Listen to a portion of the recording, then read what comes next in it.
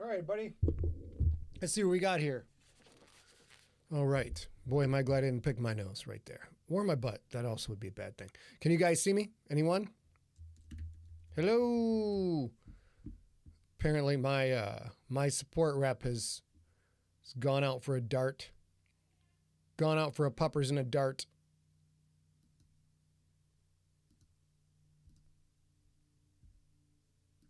Okay. Okay, let me let this guy know. Looks like I have it.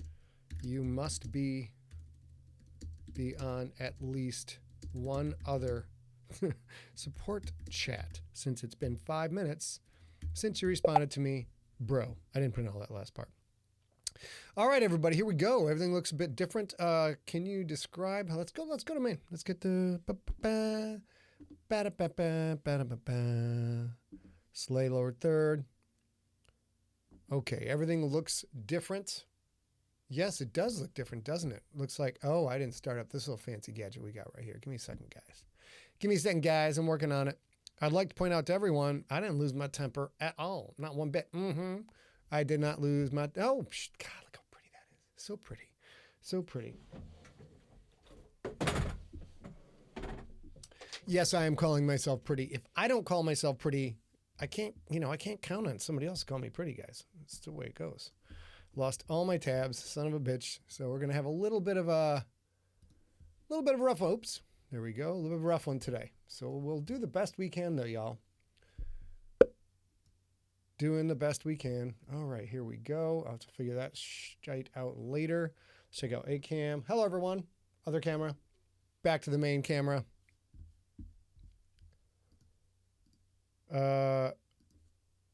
All set for now, bro. Please don't text again. We're live. Thank you. Exclamation point. 2 exclamation points. I guarantee you he'll text again. I guarantee it. All right, everybody. We are now, we're going to get rolling. And I know we're starting out a half hour late, but screw it. Let's just get the story done because I got to put content in the fucking feed on Sunday. You know what I'm saying? We got a few people. Thank you all for showing up. YouTube is bumping a little bit more tonight than Facebook, which is different, but we also were a half hour late getting started, and there were several issues. So we're going to see if we can get this, we're going to see if we can turn this mother out. Dun, dun, dun, dun, dun, dun, turn this mother out. And there's some keyframe setting and some other garbage I frankly don't understand at all. So this might not be perfecto. Pardon me. That's so gross. It is not how you win Emmys or EGOTs.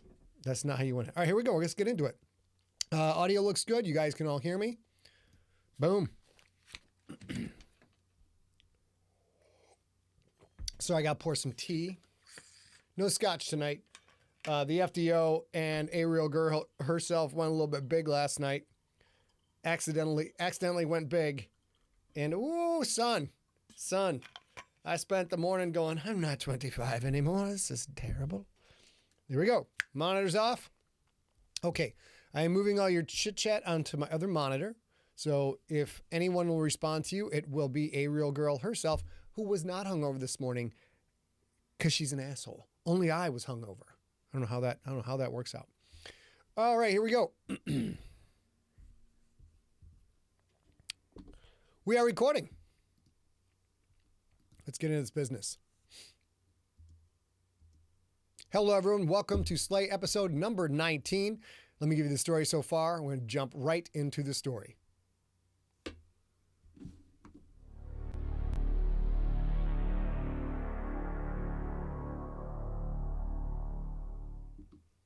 Previously on Slay. The bills are piling up. Lincoln owes... Previously on Slay. The bills are piling up. Lincoln owes Bingles a lot of gold, and the contractor's fixing up the old stone church. He owes them $10,000. Lincoln doesn't have either. That's terrible. Sorry. Shit. Try this one more time. I'm all scrambled. Here we go. I mean, stop recording.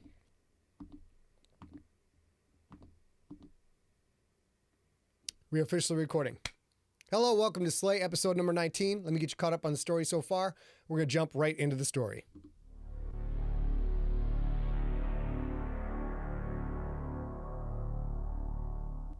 Previously on Slay. The bills are piling up.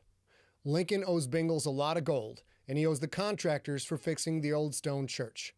He doesn't have the money for either, but Billy has 10 grand stashed in his room at his grandmother's house.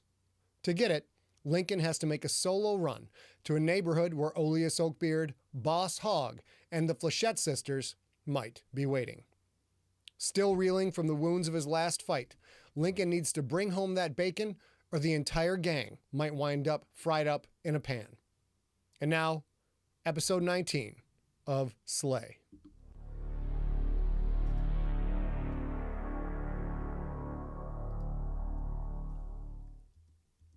Magda didn't see Lincoln off.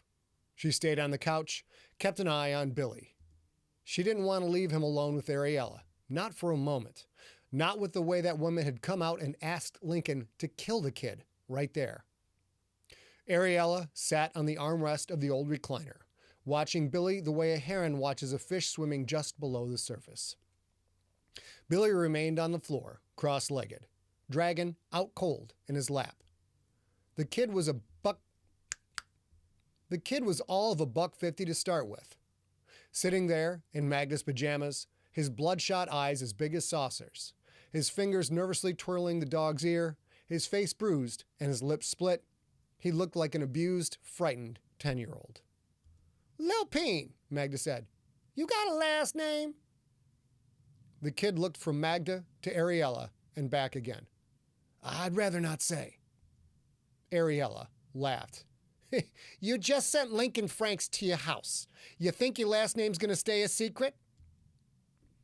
Billy looked at Dragon's little ear, kept slowly twirling it. The dog started to snore. "She likes you," Magda said. The kid smiled a little. He looked absolutely exhausted. "The dog hates me," Ariella said. "Did you hear her growl at me earlier?" Maybe Dragon was a good judge of character. Magda's sense of smell, the metaphysical kind anyway, wasn't as sharp as it had been during her fighting days. Still, diminished as it was, she grokked what Link had said.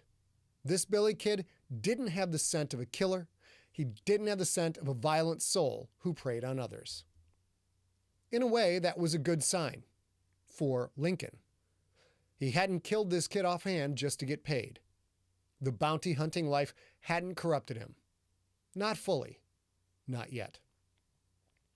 Magda took a swing from her fifth of Jack, offered the bottle to Billy. He eyed it for a moment, glanced at Ariella, then shook his head. "No thanks." He wanted to stay sober while he was in a room with someone who'd campaigned for his death. Smart. Ariella flipped open Baphomet's big binder of bounties. "This contract doesn't say who wants you dead," she said. 50 grand is a decent payday, but there's something else going on here. Oleus Oakbeard, he doesn't get out of bed for less than 150 large. The Flechette Sisters operate mainly out of Denmark, Boss Hawg out of Alabama. Pragman's home base was Rio.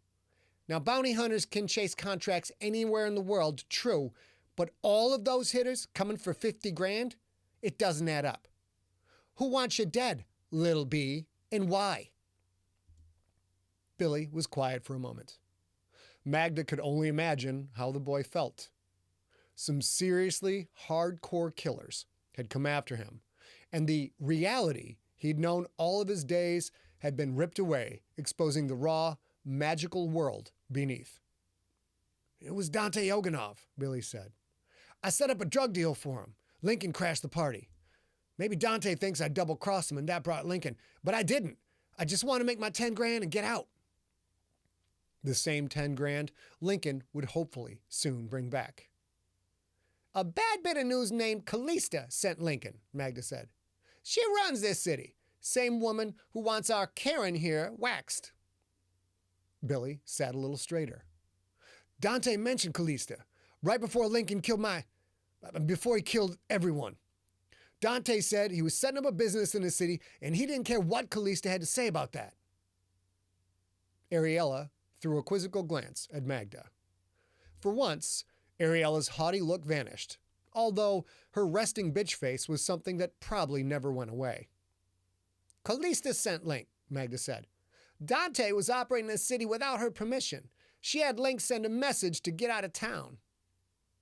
Billy slowly shook his head. A message? He did more than just send a message. The kid wasn't just scared. He was bitter. He was hurt. Had he been tight with someone Lincoln killed? Ariella closed the binder. So Dante sends big hitters to take out this kid as what? As some kind of payback? It doesn't add up. Unless Lil P knows something Dante doesn't want getting out, Magda said. How about it, kid? You have any knowledge of Dante's operation that he want to make sure you don't talk about? Billy thought for a moment. No, I don't think so, he said. Maybe the local contacts? I don't know anything about Dante's Miami operations. Oh, there was one more thing about Callista. The alley I was in, there was this guy named the Nerp Perp. You heard of him? Yeah, Magda said. Small-time dealer. Doesn't hurt anyone that doesn't pay him for the privilege. What's he got to do with Callista? The perp told Pragman he was under Callista's protection, Billy said. Pragman said he doubted Callista's protection would amount to much soon. That surprised Magda. Callista is a bad motherfucker.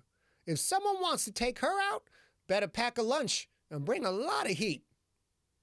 A lot of heat, Ariella said, as she stared absently up into the nave's peak ceiling. As in Oleus Oakbeard, the Flechette Sisters, Pragman, and Boss Hawg. What if Lil B here wasn't really the end goal, but a catalyst for something else? That theory did fit the facts. Like a tryout, Magda said. To see who will operate in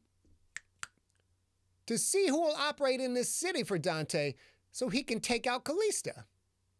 Simple and effective. But Dante doesn't have the resources for this. Ariella stood. Not that I know of anyway. Maybe someone else is backing him. I need to think. I'll be in my room. Binder clutched to her chest. She left the nave. Her room. It had been Lincoln's room. Not that he used it much. When he wasn't out collecting heads or killing monsters, he spent most of his time in the nave, just like Magda did. His room was shit anyway. Let the bitch have it. Magda took a double pull of Jack. So Dante wanted to kill Callista? Good. Let them slaughter each other. She again offered the bottle to Billy. He again shook his head, slower this time, as if pure exhaustion was dragging on his every movement.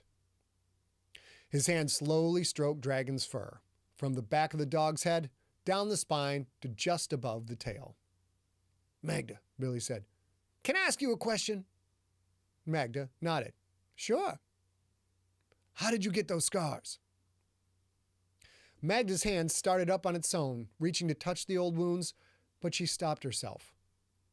She felt the pain anew, felt the claws of the Umatakan ripping down the side of her face, exposing her cheekbone to the cold winter air.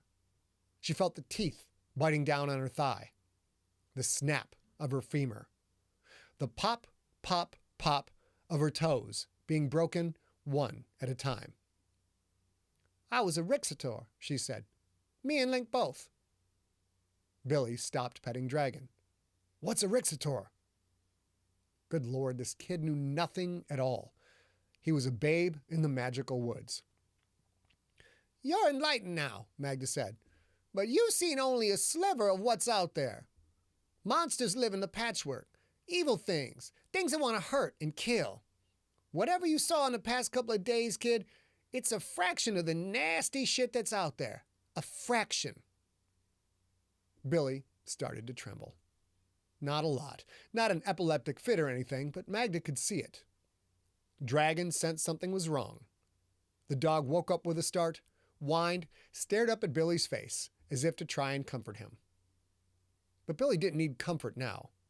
He needed the truth, or at least a taste of it. There's this organization called the Bastion, Magda said. For millennia, the Bastion has dedicated itself to fighting evil. It trains foot soldiers in this war. Some soldiers are trained to use magic. Those people are called jurators. Others, they train to fight up close and personal. This time, Magda couldn't stop her fingertips from tracing her scar. The dangerous shit. The savage shit. Those people are called Rixators. Billy closed his eyes. He seemed on the verge of tears. Dragon couldn't stand it. The little dog put her paws on Billy's shoulder, licked insistently at his face. The kid's face wrinkled in disgust, but he made no effort to push the pup away. Oh man, Lincoln told me this dog doesn't lick people in the face. Link says a lot of things, Magda said, with varying degrees of accuracy. Billy swayed slightly, fatigue catching up with him. You need some sleep, Magda said. She stood, she patted the couch. Take a nap. I'll watch out for you, I promise. Billy didn't even stand up. He crawled to the couch, got in, and curled up in a fetal position, butt toward the cushions. He looked more like a little kid than ever. Magda pulled a blanket over him. Dragon hopped onto the couch, curled up in a ball atop the blanket in the nook of Billy's feet. The kid was out like a light.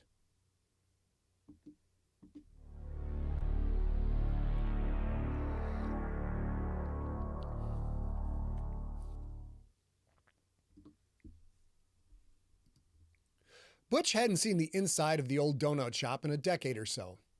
He'd gone there as a little kid when the neighborhood hadn't quite been this bad. The place had gone out of business, its windows and doors boarded up. Turned out the back door worked, though.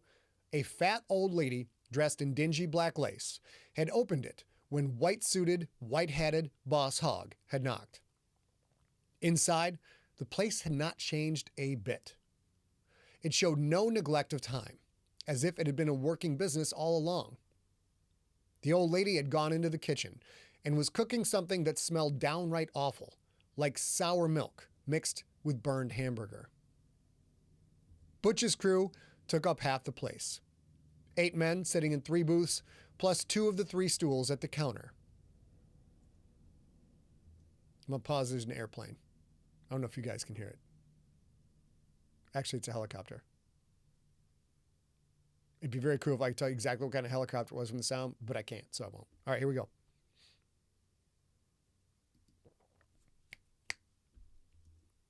Boss Hawg sat in the seat across the booth table from Butch and Money Monday. Boss Hogg's 2 trench-coated extras from the Matrix movies stood by the back door, watching everything from behind their sunglasses. I say, I'm glad you boys are still with me, Hawg said. We find little B, we carve up that 50 grand just like we discussed. It's not the money, Butch said. My man Big Hack went after Billy. We haven't seen Hack since. Well, I say, this Hack fella, he's probably dead.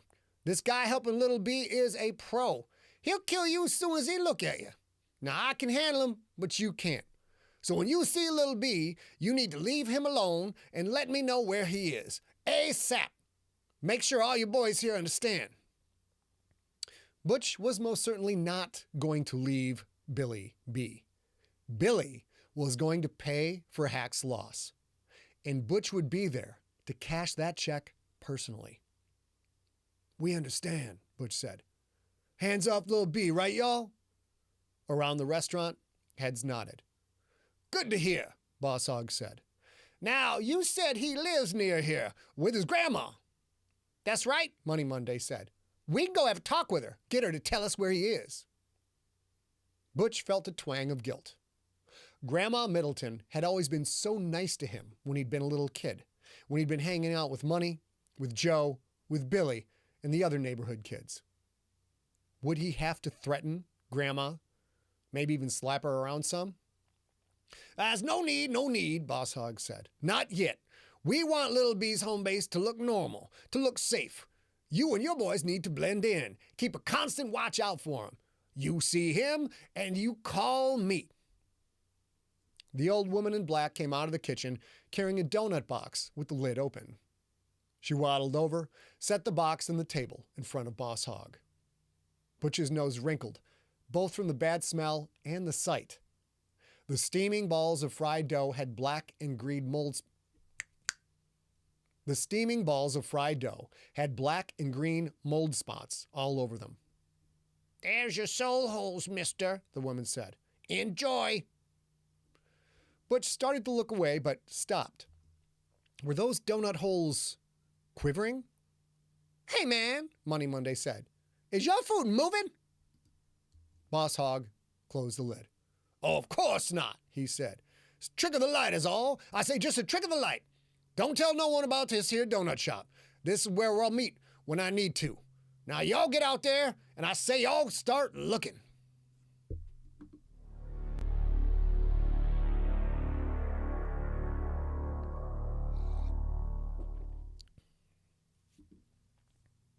Lincoln pulled his ratty coat tighter around his shoulders and kept on down the sidewalk.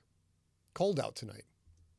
His cloak would have kept him warm, but he'd left it and his armor with his bike, which he'd parked some 10 odd blocks away.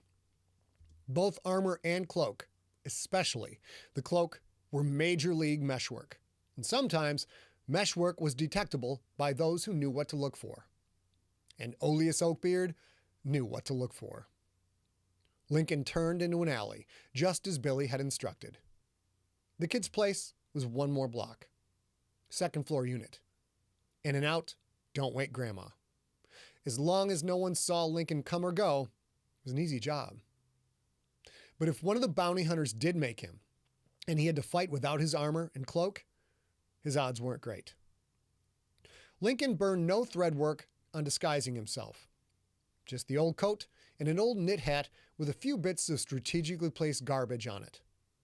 Another homeless man in an area full of them. He hoped it would work. There was Billy's place. Lincoln stopped, sat down, his back against a building, and he watched. He'd left Shitbird behind too, because the Flechette Sisters would now be on the lookout for that crow. 3 o'clock in the morning. People came and went from the old apartment building, but not many. No sign of Oleus, the sisters, or Boss Hogg. Lincoln stood and continued on. He saw the drainage pipe that led from the roof down 5 stories to the ground, just as Billy had described. The window of the second floor room was right next to it. The kid used the pipe to sneak in and out of the place without his grandmother knowing. Lincoln scanned as he walked. He saw nothing. Sooner started, sooner done. He climbed the pipe. The window was locked, but Billy had said he'd rigged it. Lincoln did what he'd been told. Press in on the top pane, push up quick, and then quick right. The window's interior spring lock flipped open. Billy had made that shortcut? Nice work. The window slid open without a sound. Lincoln smelled WD-40. He slipped in silently, closed the window behind him. A small bedroom. Cozy. A shelf with small rec league trophies. A poster of Jay Cotter, a star basketball player for the Lumencia Lancers. Old report cards pinned to the walls. All A's, look like. It bummed Lincoln out that Billy could never have this life back. Not after going to the patchwork. He was enlightened now, exposed to the world's true dangers. There were no backsies. Lincoln made a mental note. Start training that kid how to fight, and as soon as possible. A little computer desk in the corner, barely big enough even for someone as small as Billy to sit. An old PC, and behind it, a stack of thick, beat-up hard drives, salvaged from even older PCs. One of the drives had a big dent in it, and had a flat, multicolored cable that was ripped and frayed. Even to the eye of a cracked-out burglar, this drive was dead forever, not worth the taking. Not when there were other, newer-looking drives to pawn. Lincoln took the battered drive. He opened the hidden catch Billy had told him about and slid the top off. Inside was a brown paper envelope crammed in to fit. Inside the envelope, a stack of Ben Franklin's. How about that? The kid had told the truth. And he was smart enough to realize he needed to give up this money to keep himself safe. Lincoln liked Billy. He wasn't sure why, but he liked the kid. A sudden chill washed over Lincoln's skin. and he froze, motionless. He sensed power, dark power, and lots of it. Someone was close. Oleus? Lincoln didn't think so. This felt different than Oleus. This raw power smelled of black tar and sawed bones. Lincoln was instantly certain that he had never sensed this person before and that he did not want to meet whoever it was. Another player, a mystery player, had joined the hunt for Lil B. Lincoln shoved the envelope in his pocket, put the top back on the drive, and placed the drive back in the stack. He was out the window, down the pipe, and back in the alley fast, like a cockroach scurrying away from a sudden light. He shuffled toward the street, leaning into his homeless man role. He was almost out of there. 2 young men stepped into the alley. "Hey, motherfucker," one called out. "What are you doing back here?" "Fuck him up, Alake," the other said. "He needs to learn." Lincoln did not have time for this shit. He turned and shuffled the other way, heard the 2 men hurrying after him. A chase would draw attention, a fight even more so. Burning threadwork was a risk, but it was also the shortest distance between 2 points. Lincoln turned the corner, ran to an old Buick parked along the sidewalk. He gripped his belt buckle with one hand and whispered, "A peri mihi." The trunk opened without a sound. Lincoln crawled in, pulled the trunk mostly shut. He heard the young men run out of the alley. Imagine they were looking this way. He heard the young men run out of the alley. Imagine they were looking this way and that. "Balake, where'd he go?" "I don't see him. Just a bum anyway. Come on, let's do a walk around the block, see if Little B shows his face." Lincoln stayed still. He breathed slowly. He counted to 60, then quietly got out of the trunk. That dark power, the power that smelled of tar and bones, it was stronger still, closer still. As quickly as he could walk without actually running, Lincoln Franks left Little B's neighborhood behind.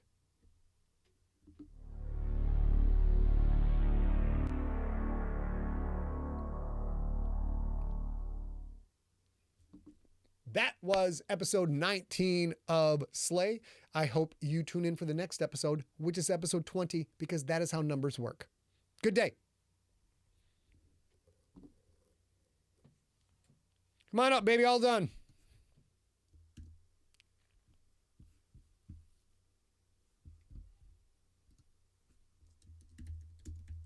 Yes, Sean, it's absolutely Chekhov's dark magic. You know, the dark magic's under a chair for a fucking reason. So you can see it later. That's how that all works.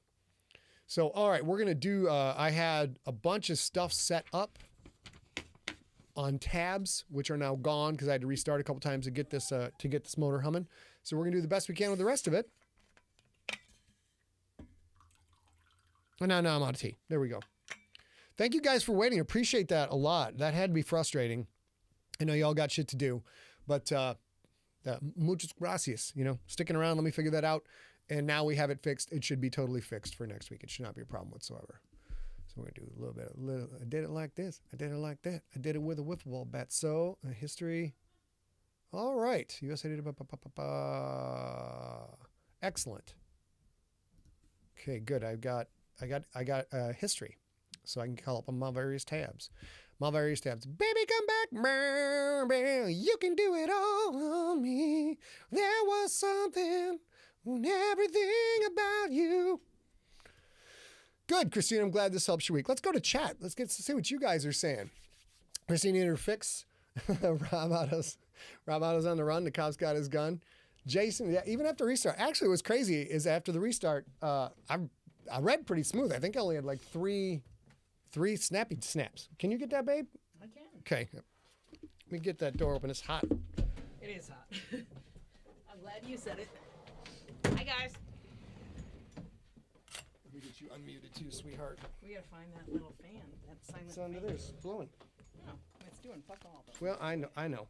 Well, it is. It is a little fan. Okay, first of all, let's go to bang bang Lulu bangs all day. Okay, baby, you got your microphone out? I do. I gotta grab my. Okay.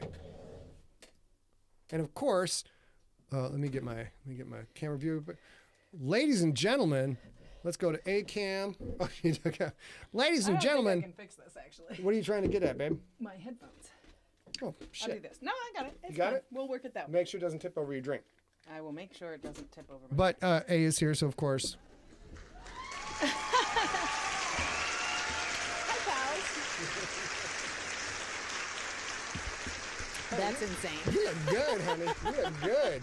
What's up, girl? Insane. I'm good. I'm good. How are That's you? insane. Yes, exactly. Of course. Jesus. I love it. I love it. Baby, come back. Brr, brr. All right. So, all right, everybody, we're getting settled in here. Here's what we're going to cover in this. Gosh darn it. Didn't delete any of this shit. Okay. That's okay. That's You all just right. ignore it. We're going to talk about the ANTSNYBN, and then we are going to talk about the writer's strike and a little bit of news to close up about A at the end of the story. About me? Yeah. Yeah. Hope- A little bit of news at the end of the story. Do I need to turn that light down for you? Is that too bright? It is. It's fine though. I'm mostly just trying to find my this.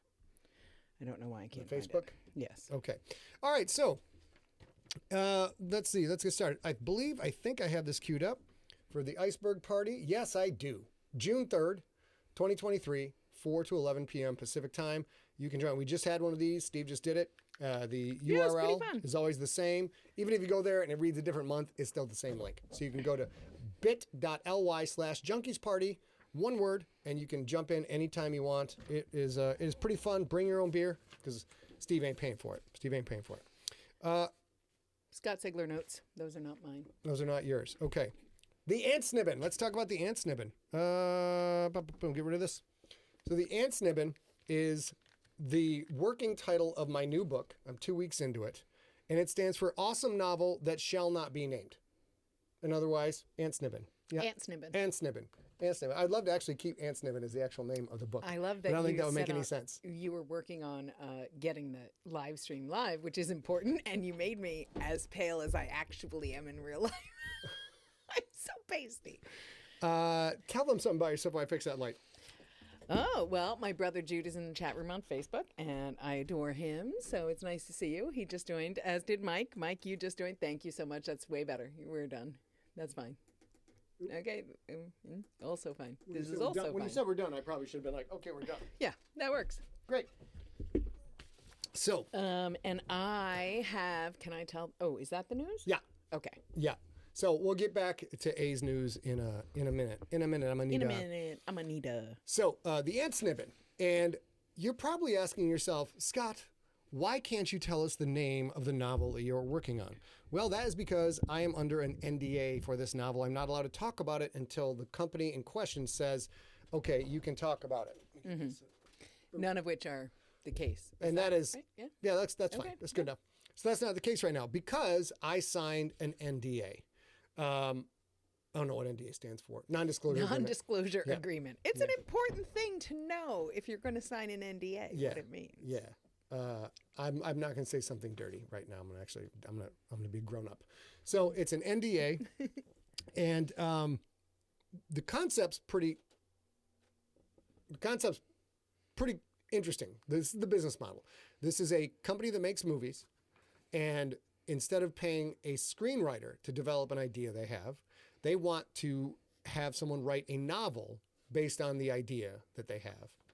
And then they can sell that novel, smart, and then they also have the novel so they can go internally or externally to try and generate financing for the film. So they instead of just burning money on a first draft script, which is like $120,000, it costs something like that. That's minimum. They do this novel, trust me, for a lot less than that. And then they've got a product they can sell. They can generate hype. If they're lucky and the novel takes off, well, then that does most of their work for them. Mm-hmm. At the very least, they have this novel. They can hand that over to somebody and say, just read this or listen to the audiobook, and hopefully they get funding for the movie. Super cool. Mm-hmm. And the initial idea they came up with was so intriguing. I'm like, yeah, I definitely want to do that. And the only two people in the chat room know who this idea is. A knows and Rob Otto knows because Rob just left. Rob had to leave. So this I bring this up both to explain why I can't tell you the name of the book, and also because it ties in a little bit to the writer's strike that's going on, the Hollywood writer's strike. Mm-hmm. We're going to talk a little bit about that. We're running late, so if you were only planning on being here till 7, get the hell out, go do your thing. But we're going to keep going. We'll do this. So let me get my tab back.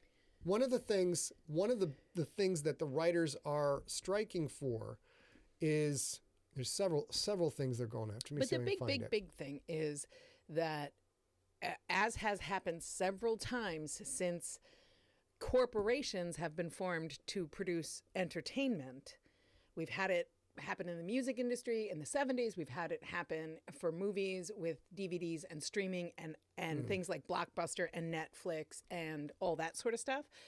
We've seen it change where the entertainment that already exists and the way we receive it has changed over the years. And the writers strike because they're like, cool, if there's this whole new revenue stream that didn't exist in the 60s when we created TV, whatever, the 50s when we created TV, it seems fair that if you're making money off of stuff we create together, we should make money too. And right now, the biggest thing is about streaming. So it's about streaming. In a nutshell, writers used to make money by doing a show. And then if that show went into syndication and started to get played in reruns all over the world, well, that was an excellent revenue stream for the people who had written the show and helped create the show. And they got a piece of DVD sales of that one. They got a piece of VHS. And of course, American reruns, they got it there. Now, most of that replay action has moved over to streaming. And as A mentioned, the studios don't want to pay the writers for any of the streaming. And it's complicated because they're not making as much. Mm-hmm. The people who stream movies aren't making as much as when, Saudi Arabia, like, we will buy your show and put the show on. So, 100%. But at the same time, they're trying to completely freeze out the writers. And did you hear what he just said? So they're not making as much as they used to because now other markets around the world can stream. They don't have to purchase whole cloth and quite literally receive physical copies of the things that they're going to stream, right? So that cost, small though it was, went away. As did that revenue stream that was protected and contracted with the Writers Guild and the Screenwriters Guild. So they're very happy to let that, we have to pay you part go away. Mm-hmm. But they also need to come to, and they know they need to come to the table to say, cool, there's a new way we pay you. Let's do that. And they're having trouble. The not writers are having trouble doing that. And another thing is the WJ is striking early and fast to be no content shall be written by AI. They are tilting against windmills. Their jobs are in great jeopardy because absolutely within the next 3 years, if not this year, shows are going to be written by AI. Regrettably for us. It's all the horse has already left the barn. But that's one of the things that they are fighting for, and I hope they have a lot of luck with it. There has been stuff going on that, I wish I had that chart. There are. So I'll just say this. I don't disagree with Scott that eventually things will be written by AI, but I believe that the right way, personally so far, the right way to look at that is the same way that computers that have a built-in dictionary and a built-in thesaurus and built-in World Wide Web help writers be faster, better, more creative writers than writers who wrote on a typewriter or on a legal pad. It's a tool. It's not a complete thing. And I think we're going to see that. I think we're going to see AI that's terrible and midstream. And what you should do is use me personally, I think we should use AI as a tool, not as a replacement. That's what I'm sure they are fighting for. Yeah. So I brought up the book because I'm going to go over one WGA member pointing something out to try and educate people on what the job is like. I see a lot of people on Twitter like, oh, you guys already make so much money. They don't make money. They live in LA, which is horribly expensive. If you're someone who's trying to break into the business, you have to be there in that expensive place. It's the same sob story of actors, actresses, writers, directors, producers, going all the way back to the 20s. Not much has changed there, except the ability to make money has changed. Now, another thing they're looking for is a staffing requirement because you used to do things with a writer's room. Mm-hmm. Now in the age of streaming, they're moving faster. They will just have a showrunner and 1 or 2 writers come in and basically map out 4 or 5 episodes. And things are happening faster and cheaper for the studio, but that is blocking out the 5 to 10 people you would have in the writer's room. That, I don't know too much about that, but I'll go over this. This is what's really interesting to me. Yep. I was going to answer a question before you. Yeah, I'll answer. Go ahead. Sean asks, I think I need to ask this. Wouldn't you writing the ANTSNYBN, whatever it's called, be considered crossing the picket line? No. Why or why not? I'll tell you. Go ahead, babe. We have a contract to write a novel. That's it. Scott is not part of the WGA. You are correct that they want this novel to be screen playable once it is complete, but that's not the deal. The deal is to write a novel, and Scott is writing a novel, and a novel is not protected or picket line crossable for the WGA or the SGA. That's not how that works. Not how that works. Now, if it goes to movie, and if they start, we need a screenplay to keep this going down the line, then they have to pay WGA minimums for that. Yeah, and that's a great question. Thank you for asking. So we're trying to, there's question about the writer's room, question about AI, question about streaming revenue, while the average salary for the top 10 networks for their CEO is $38 million a year. So you've got people at the top making massive amounts of money. The 10 of them it's way up there. And the writers are like, hey, we're the ones creating this art. Give us a piece. But I want to point this out. Our experience with Hollywood has been limited. We've had like 4 goes at it. And everything this person had to say resonated 100%. Because you sell a thing, you get a certain amount of money. But unlike a lot of jobs, if you are paid for a 40-hour-a-week job and your boss forces you to work an 80-hour-a-week job, a lot of those businesses will pay overtime.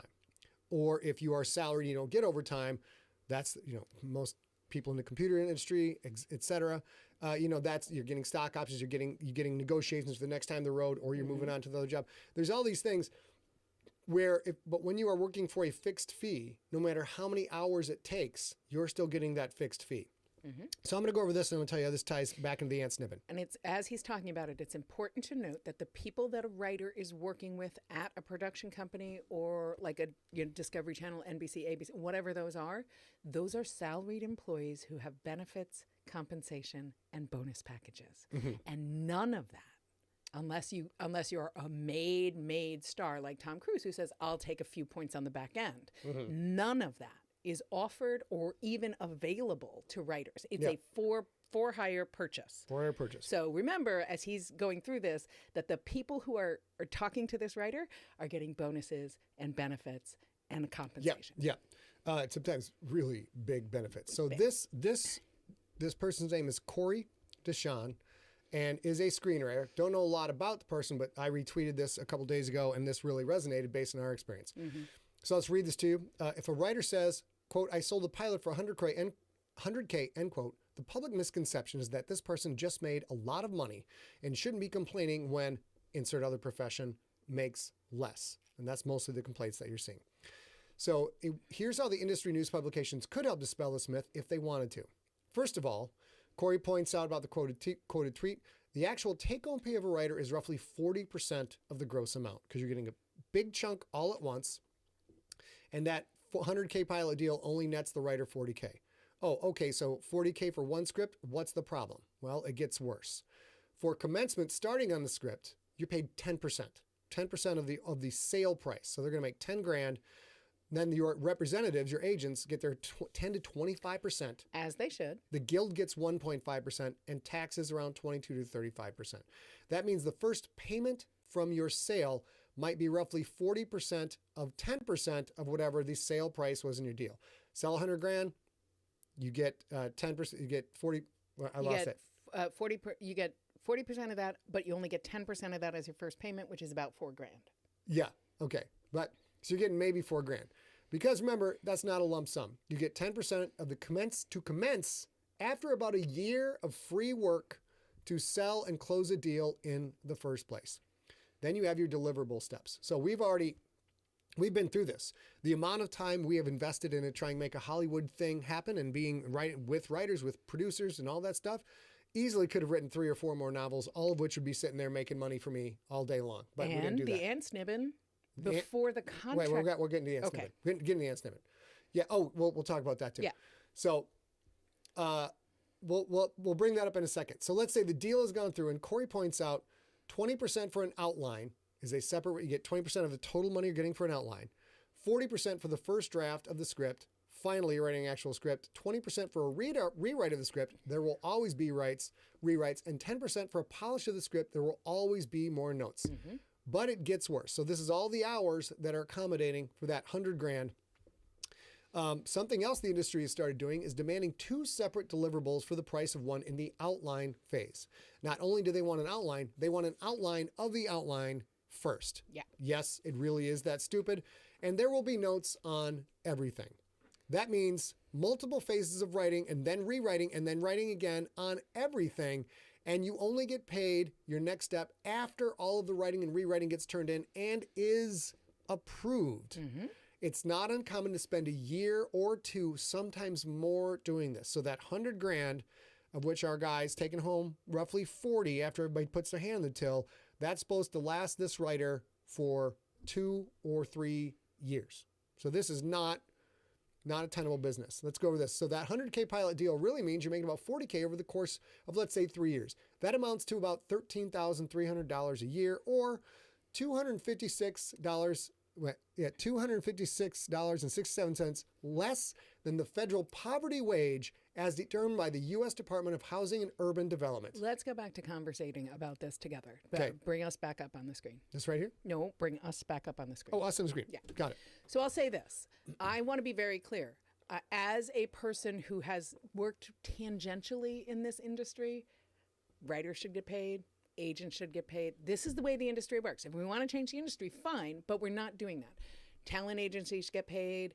The fees, the dues that you owe to your union should be paid, all of that. I'm not arguing any of that. I'm also not arguing, or me personally, I don't see it's a problem that the people who are putting up the big bucks to make a movie, which is literally often millions of dollars, have an investment in it.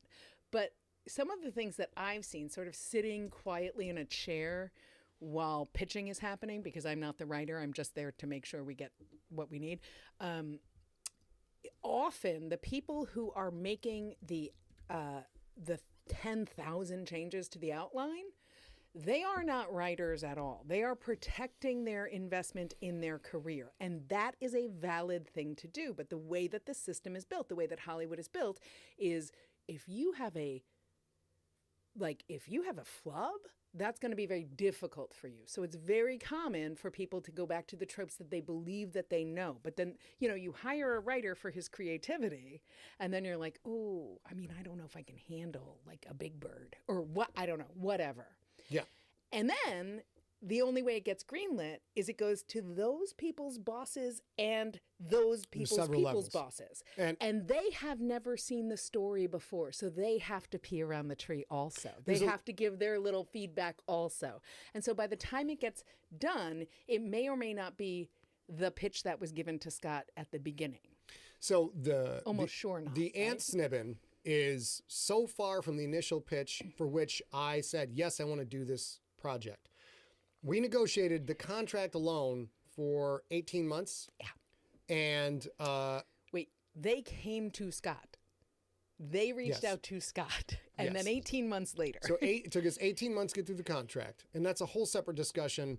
It did not go well for me at all, but that is my agent's fault. This other company did great on the contract, and more power to them. They had better lawyers, which sucks. But so that much time. And then there was all the time, then the calls. I've been to LA twice to sit down with them. I've had at 5+ Zoom calls with them. And now I have gone through 5 complete, highly detailed outlines. And the first couple outlines were, say, 10 pages or so. And they started to make, they had notes. So there were a lot of notes to the outline. So I have to go back and re-outline. And then as we got to the third and the fourth outline, some of their notes were directly contradicting other notes. Of their own notes. But that's understandable. Yeah, that's part of the course. They have a phrase for that, which I kind of picked up like, well, we've evolved on that point. Okay, great. But all of this work on the outline, and it's been an enormous amount of work on the outline. We finally got to the end of outline number 5 and kind of had to have a fish and cut bait moment with them. Like, I've got all your notes in here. I want you guys to be happy with this. I think there are significant plot inconsistencies generated by all of the different elements that you insist go in here, but I'm good at my job. I can make this happen. After 5 full outlines, I finally start writing, and A and I believe that we are already at a loss. I'm based on what we can make if we write our own novel and put it out. I have already lost money in this project before I ever wrote a single word of the actual manuscript. Because there's all the research too. There's tons of, we've done tons of research. Rob helped with a ton of research, and I spent all this time reading books and going through all this stuff, trying to make this as historically accurate as it can be. So I'm already at a loss before I even get there. Because going back to what Corey was pointing out, it's not just hands in the pockets for the money. There's a lot of hands in the pockets for the story, and that's never going to change, but it greatly increases the amount of hours a writer has to put into a project before they even know if they will get paid. So a writer has to invest a shit ton of time just to get to the point where he can sell it, and then... And I will repeat again, I kind of understand where a Hollywood industry executive has to kind of pee around their tree and do what they can do, because their job is equally on the line, right? Like, there is not an environment which is, I mean, that exists in Hollywood. It doesn't exist at this level, right? There are people like Judd Apatow, say, who has players he works with reasonably and often, and they understand. Kevin Smith is another one. There's many, many, many people who understand how a team works and their team works together. But when you're trying to create a team to create something new or something special, everybody has to do that. And I'm not blaming the Hollywood executives for having to say, I'm staking my whole career on this. I have to do it. Michael, we are talking about ANTSNYBN, which is the anagram awesome novel that shall not be named, because I'm under NDA and I can't name the novel, even though I'm working on it. Yeah. I have asked them, when can we stop this? Can I tell people what I'm working on? But here's another thing, the thing I was telling you about earlier. Last year, 8 major Hollywood studio CEOs made over $773 million in annual salary. Meanwhile, many of the workers who write their shows can't even afford rent. And now, of course, that sounds like could be a sob story. It's coming from the WGA. How do you argue with these 8 people making $750 million and then not just paying the writers? One of these guys takes, all of them take a 10% cut in their massive $300 million, $32 million, $31 million, $30 million salaries. Yeah. Them alone would probably cover all of the writers in question, would probably give the writers all the stuff that they want. So the WGA strike does come down to people trying to have some creative control, people trying to earn a living by doing a thing that makes so much money that these 8 people collectively made $750 million in 2023. To me, that doesn't sound that unreasonable. It's not like they're like, I have my fine arts degree and I'm a painter. You guys should all pay me from paint. No, these people make a product that sells and brings in money and gets people fucking paid.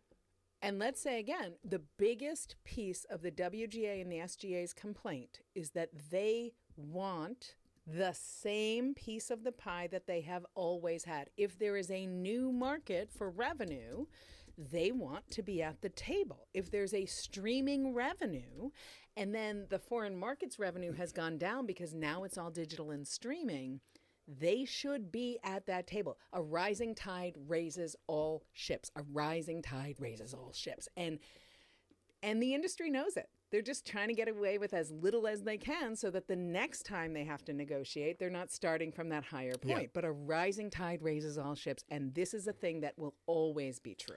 Fuzzbubble says that's not even including bonuses. Bet those guys get bonuses. That is including bonuses. Yeah, their salary listed in that graphic definitely includes the bonuses. Yeah, for in particular, sure. David Zaslav. David Zaslav made, he's listed as making $246 million last year. Some $200 million of that was him cashing in stock options from being there for a while. Which is never part of a writer's contract. You don't get stock options in the company that buys your product. That's not how that works. Yep. And it isn't how it should work. It isn't.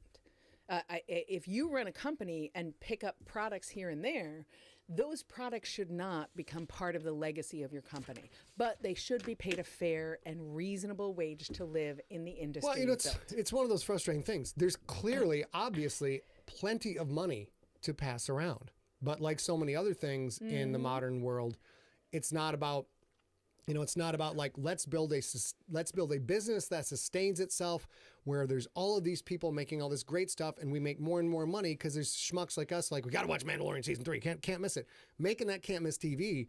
Instead, you've got literally people who are like, I live here in LA, I make stuff for you, I am actively employed, I can't afford to live here, doing this job that brings in $750 million for these 8 people. It's madness. It's madness. I mean, it's just like everything else. Like the idea that what I do for a living is worth more than whoever is hearing my voice. I don't know that that's true, but I do believe that any industry should serve all of the constituents that make that industry successful in a bare minimum way. And that's not happening. That's the problem here. And I think it will be fixed. I think it has to be fixed. I will say, unfortunately, the last big writer's strike gave us reality TV, which, at least in America, didn't go great for us. So we should fix this sooner rather than later. So this is going to go on for a while. The people who know what they're talking about, and I only have superficial knowledge, are like, neither side's going to budge on this.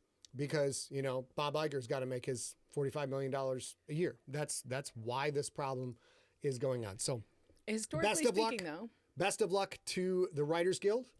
And, you know, that could be, that is a group I wanted to be in for a lot of years. Really, my desire to get into Hollywood and start making TV shows, making movies, being a part of that has been a huge burning part of my drive since I've been like 10. And that's largely gone away now, and for a couple reasons, but more power to those guys. Just in case I wind up in that organization in the future, I hope they get this figured out. And I will tell you this: not too long ago, I was out to lunch with friends, and I was asked, like, what would you do if you had $1 billion? Like, what would you do if you were a billionaire? And for me personally, and I'm only speaking personally, I have no idea. Because I could not be the person I am with the morality I have and accrue $1 billion for any reason at all. I would give that shit away, and I do give that shit away, and a rising tide raises all ships, and when I can help people, I help people. Am I saying I will help everybody? Of course, I can't do that. I'm not saying that. But what I'm saying is, I don't think I would know what to do with $1 billion because I would never fucking get there. I would never fucking get there. It's in the ballpark of more money than you can rationally spend. Well, here's the way I'll say this. I read a thing not too long ago, which was like, okay, to 1 million seconds, and I can't remember what the 1 million seconds is. It's like 8 or 11 months or something. 1 billion seconds is like 17 years. It's hugely more wealth than one human being needs or deserves in a society where you care about other human beings. It just is. Sean Dyer in chat room pointed out, yeah, it's people use the money as the score. You know, clearly every possible need they have ever had is met. Their family has generational wealth. Unless their children, grandchildren, and great-grandchildren are friggin' idiots. 100%. They're all going to be taken care of. Everything is covered. Plus, that's that giving away copious amounts of money to charity, all those other things. How much more do you need than that when you're already in you're in the movie business, man? It's a fucking fun job. It's a lot of work, but yeah, it's a fun funny, job. In the Facebook chat room, I'll just say there's 2 little things going on. My brother Jude says, I would start a foundation for shit Jude thinks is cool. And then right underneath that, Timothy Clark says, I would save 1 billion dogs. That's nice. And I would like to point out that my brother is not a millionaire or a billionaire. Sorry to call you out on Facebook, Jude. Because he already does that. He already contributes a huge amount of his time and energy to a dog rescue that he runs with his wife. Or he works with his wife. They already do that. They're not trying to get theirs. They're trying to help in this case, they're trying to help dogs. But this is my point. Like, I will never be a human who has $1 billion because I would never keep it. Got it. All right. So we are now at the tail end of our show. Oh, Jason Brown says 1 million seconds, about 11 days. 1 billion seconds, about 30 years. It's a huge. It's that a extra huge zero. Difference. That extra zero is a motherfucker. And that is a big the thing that blew my mind about million versus billion. And I'll never be the same. I don't think. So that is it for this week. Thank you guys for sticking around a little bit late. Sorry about the technical, but it should be fixed next week. It should go on smooth like butter. And Scott said that A had a little surprise. So I do want to give you guys that info just in case. And that is that yesterday, with the help of Scott and Steve the Iceberg Rickyberg, I started the re-record of Alive and Delight. And we don't have any details for when all that will be out, but the plan is... It's a huge complaint, and it's a reasonable complaint that people have that the narrator switches in the Generation trilogy. So we're going to fix that. Yep. We're going to fix that. Pretty excited about it. And Steve the Iceberg Rickyberg is working with us. We're getting the sound dialed in for the booth downstairs in the garage. And this beautiful, luscious, silky voice is soon going to grace. We'll get Alive and Light done. She's already done Alone. And then we'll move on to other books. And we actually got an audition coming up. I have an audition that I'm going to record tomorrow that I think will be very exciting. Yep. If I get the job. Get the job. Yeah. Well, it'd be exciting to audition anyway. Yeah, it's exciting. When's the last time you had an audition as an actress, voice talent? I mean, I think it was Necrotech, right? Necrotech? So it was 2017. Casey Alexander book Necrotech. And I got that audition, and I recorded both of those books. So we'll show them this, and then we'll sign off. Let me just show you guys. Necrotech or Casey Alexander, you could do. Yeah, that'll do. No. Tech. Anyhow, thank you guys for hanging out with us. Thank you guys for being willing to deal with our technical difficulties. Right here. Necrotech by Casey Alexander, narrated by A.B. She's keeping Kovacs. That will be her stage name. Continuing that. Maybe that'll be that. Well, I was a Kovacs then. We'll see. I'm not trying to change shit if I don't have to. But I want that slide Nanoshock and Necrotech both were. It was such an enormous, wonderful experience to record both of those books. I'm super grateful. And it was one of the craziest things. I'm not sure what he's doing, but I'll talk for a few minutes. It was one of those meetings. I met Casey Alexander at Emerald City Comic Con a handful of years ago, probably 2017 or 16, I guess. And it was the day I realized I was getting divorced, and she stopped me literally in the lobby to say, "You sound like my main character," which was such a gift and turned out to be true. It's an incredibly foul-mouthed book, you guys. Oh, my God. Incredibly foul-mouthed. Oh, my God. My mom keeps saying, "Didn't you record an audiobook?" And I have trouble telling her because it's so foul-mouthed. No, Mom, I didn't. As a matter of fact, I did not. No, I did not record. I don't. So you guys go find that book if you want to listen to A's voice on that. And, of course, we don't have why isn't Alone up here? I don't know. We'll have to see if we can It get might that be fixed. Sigler by now. It might have fixed that, but we'll see. Okay, all right. And Jason Brown, no, we are going to replace the files. So all you'll have to do is re-download. If you've already purchased the Generations trilogy in its original format, you won't have to do that. You'll just have to re-download it. It won't cost you anything. Won't cost you a dime, buddy. Won't cost you a dime. So that is it for this week. We love you guys. We will be back on May 17th for Slay Part 20. Until then, we want you to stay smart. I'm going to take a second, even though Scott hates when I do this at the end. Tomorrow in the United States, the emergency declaration, health declaration ends for COVID-19 on May 11th. COVID is still here. Yep. Bras, I got it. I got it this month, or last month, I guess. Be careful, be cautious, stay science. And for the, I'm fucking up the program. And for the love of science, I have to actually read it. And for the love of science, we want you guys to stay informed. So pay attention to any local news about your business because the COVID is still out there. And if you get it, hopefully you don't get it too bad. We love you and we love to hang out with you. We'll see you next week. We'll see you next week. Until then, you can all kiss off into the sky.